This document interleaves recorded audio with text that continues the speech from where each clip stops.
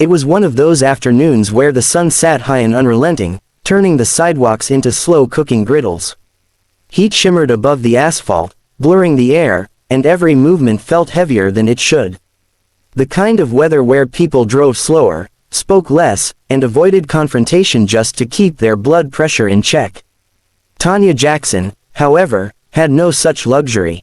She had a purpose today, a quiet but weighty one.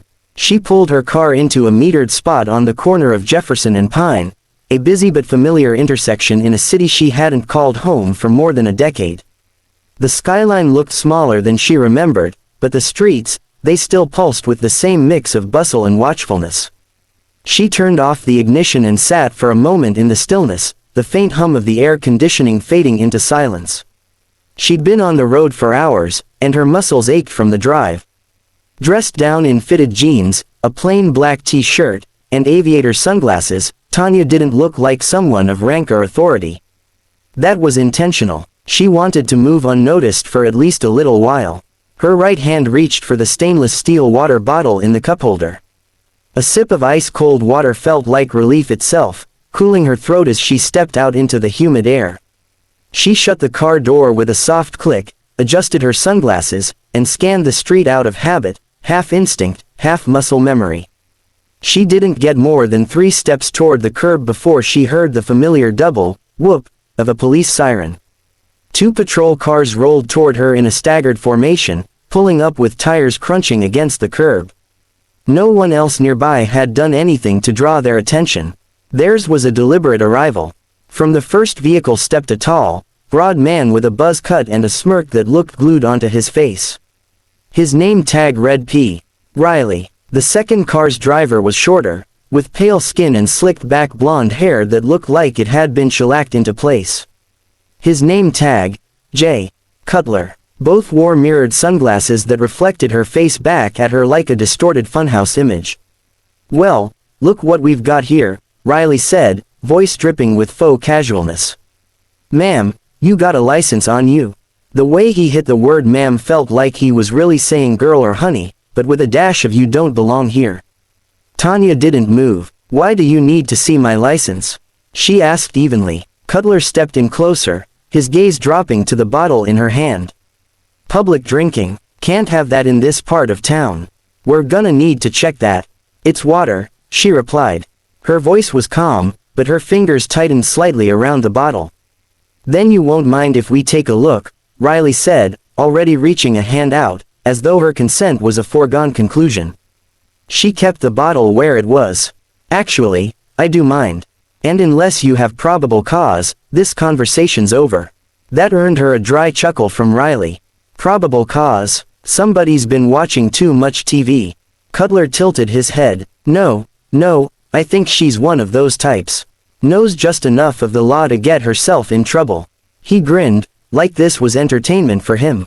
Pedestrians had begun to slow their steps, pretending to check phones or cross the street in the opposite direction. No one wanted to be part of this scene. Tanya noticed them in her peripheral vision, familiar behavior in a neighborhood where, not seeing, could be a survival skill. "Where you headed?" Riley asked, tone shifting from mockery to interrogation. "I'm not required to answer that," she said. "Oh, you are required if we're conducting an investigatory stop," Cutler replied, stepping just close. Enough for her to smell the faint tang of coffee and cigarettes on his breath. "And we are conducting one." Her jaw tightened, but her posture stayed loose. "And what's the reason for this stop?" Riley gestured vaguely at her car. "That vehicle looked like it was driving suspiciously slow when you pulled in. Could be DUI, could be something else. Gotta make sure." Tanya gave a small, humorless smile. "Suspiciously slow. In heavy traffic. On a 90-degree day. Don't get smart," Riley said sharply. "You'll make this harder than it has to be." Cutler took a step toward her car door, glancing in through the window. "You got any drugs, weapons, or alcohol in the vehicle?" "I don't consent to searches," Tanya said, raising her voice just enough for the bystanders across the street to hear. That earned her a flicker of irritation in Riley's expression. His smirk faltered for just a second before returning, tighter now. "Lady, we can do this the easy way or the hard way." "What exactly is the hard way, in your mind?" she asked, her head tilting slightly. He didn't answer right away. Instead, he motioned to Cutler, who returned to her side. "Why don't we just start with that license, huh?" Tanya slid her sunglasses down her nose just enough for her eyes to meet his directly. "Why don't you start by explaining why two officers have nothing better to do than harass someone over a bottle of water?" Cutler let out a low laugh. "Ma'am, we're just making sure everything's in order. You never know who you're dealing with these days." She could have told them exactly who they were dealing with. She could have ended the farce right there. But there was value in watching people reveal themselves unprompted, especially when they had no idea their audience could decide their career's future before sundown. Riley reached for his radio, muttering something into it while keeping his eyes on her. She caught the words possible noncompliance and stand by. He was escalating, though there was still no legal ground under his feet. Her phone buzzed in her pocket, one of the assistant city managers, checking if she had arrived yet. She ignored it. This was more important now. "You live around here?" Cutler asked, shifting gears but keeping the same smug undertone. "Not anymore," she said. "Figures," he replied, glancing over her from head to toe. "You just, passing through." The way he said it carried an unspoken message. People like you aren't supposed to stay here. Tanya's fingers loosened on her bottle. The urge to drop the reveal was growing stronger by the second. But instead, she let the silence stretch, forcing them to fill it with their own noise. Riley stepped forward again, clearly feeling the weight of the onlookers now gathering at a cautious distance. "Look, we can do this quick. License, ID, a peek in that bottle. You're on your way, simple as that." But Tanya knew, and maybe deep down, they knew too, that this had nothing to do with the bottle, her car, or her driving speed. It was about who they thought she was, and what they assumed they could get away with. Riley stood there, one hand resting on his belt, his weight shifting in that way officers do when they believe they're in full control of a situation. Cutler hovered at Tanya's flank, keeping that smug half-smile as though the outcome had already been decided.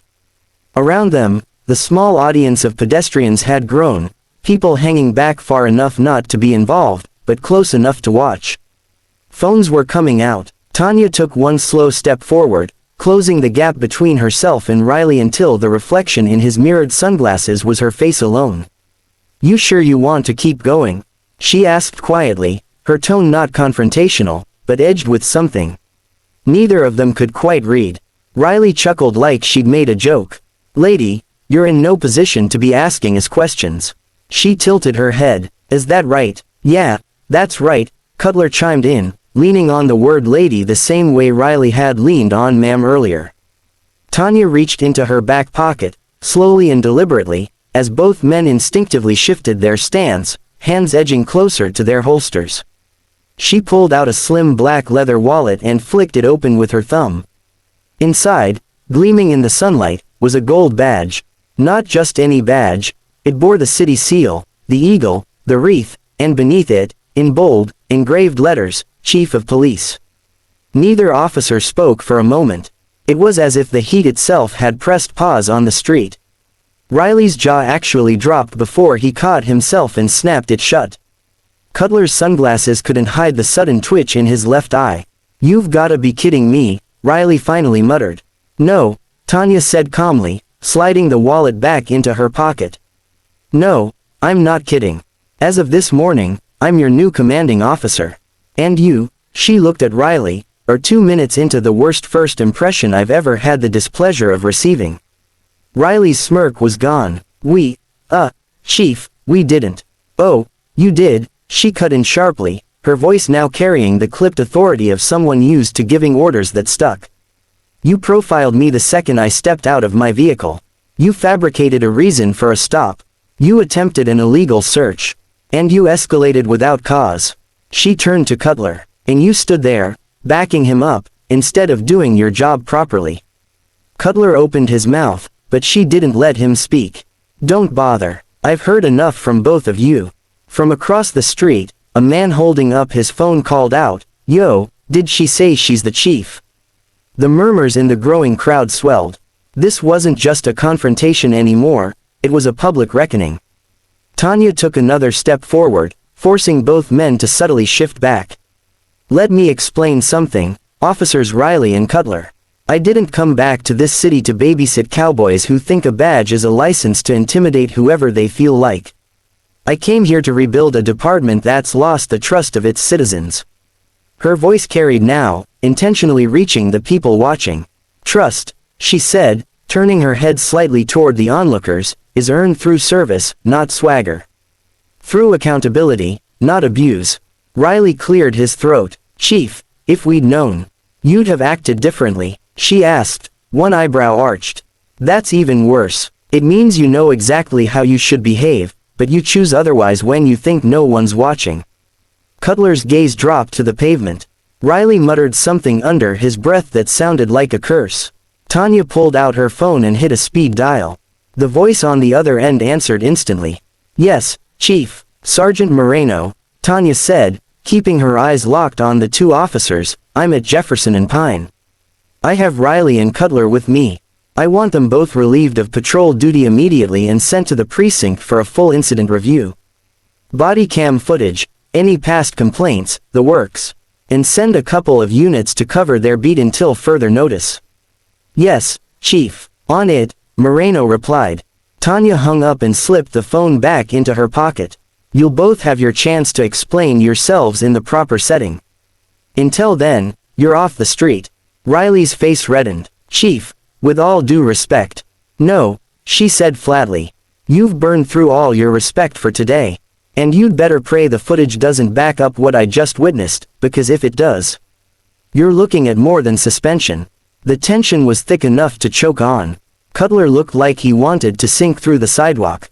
Riley kept glancing at the gathering crowd, aware that every second of this was being filmed.